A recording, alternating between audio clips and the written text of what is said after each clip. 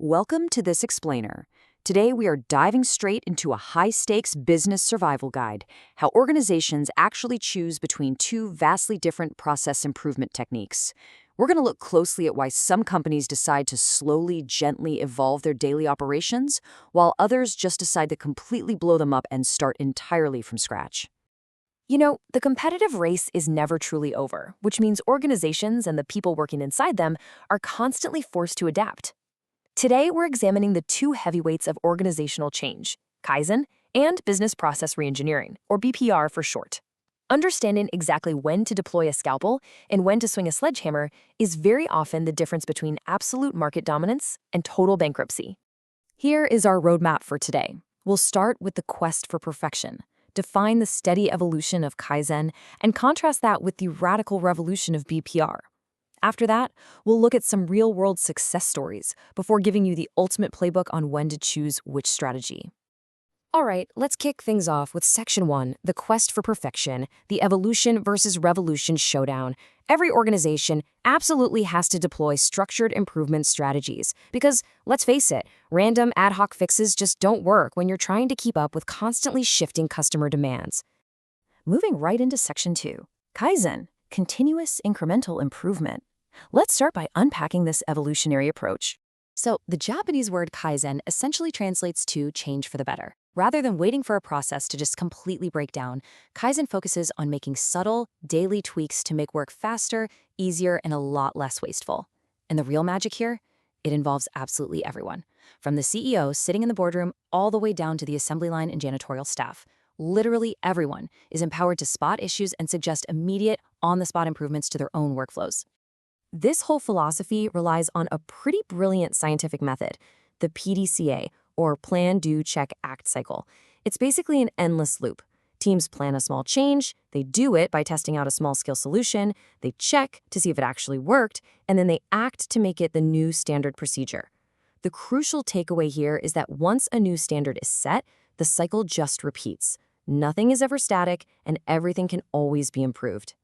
Now, because Kaizen relies on these tiny, bottom-up steps, it costs very little to implement.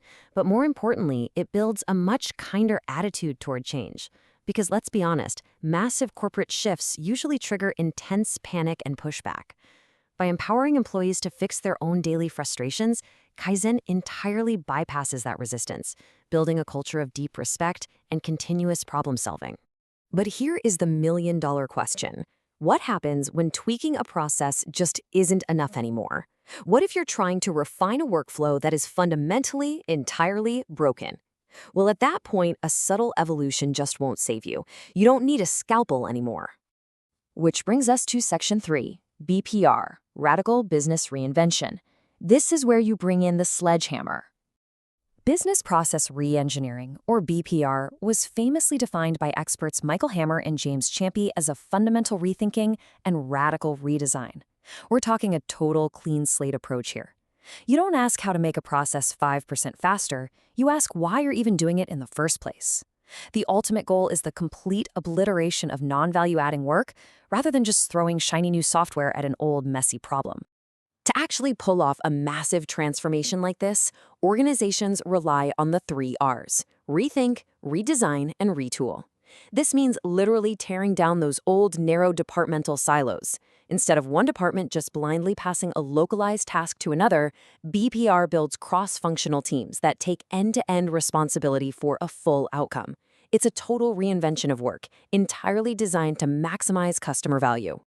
Now, while BPR can deliver absolutely mind-bending reductions in costs and massive increases in speed, it definitely demands a heavy toll.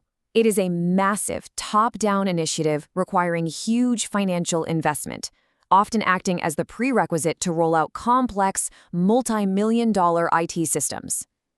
And because it fundamentally shifts power dynamics, it triggers intense resistance. Middle managers fear losing authority, and workers fear downsizing. It's a tough pill to swallow. Let's pivot to Section 4, Real-World Success Stories, Grounding Theory in Reality. Let's see how these concepts actually play out there in the wild. First, let's look at Kaizen in action. Back in 2006, Ford was basically on the verge of bankruptcy. CEO Alan Mulally knew he needed a cultural shift just as much as a financial one, so he used bottom-up Kaizen principles to execute a truly legendary corporate turnaround. Pixar uses iterative Kaizen quality checks because the financial risk of a bad movie is just way too high to wait until the very end of production to fix it. And Lockheed Martin successfully used it to empower floor workers to safely slash manufacturing times in the highly complex, high-stakes aerospace industry. On the flip side, when a system is just too broken to tweak, BPR steps in. The E.M. Jorgensen Company realized their old processes were completely obsolete. By implementing a radical, clean slate redesign, they achieved a staggering 12% reduction in overall operating expenses in one massive swoop. The true power of BPR is really highlighted in these mind-bending metrics. I mean, Motorola completely reimagined their process and slashed pager order fulfillment from 30 days down to just 28 minutes.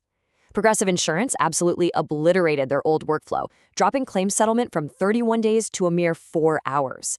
And Nike, they didn't just tweak their IT, they radically consolidated 27 separate global supply chain apps into one single system.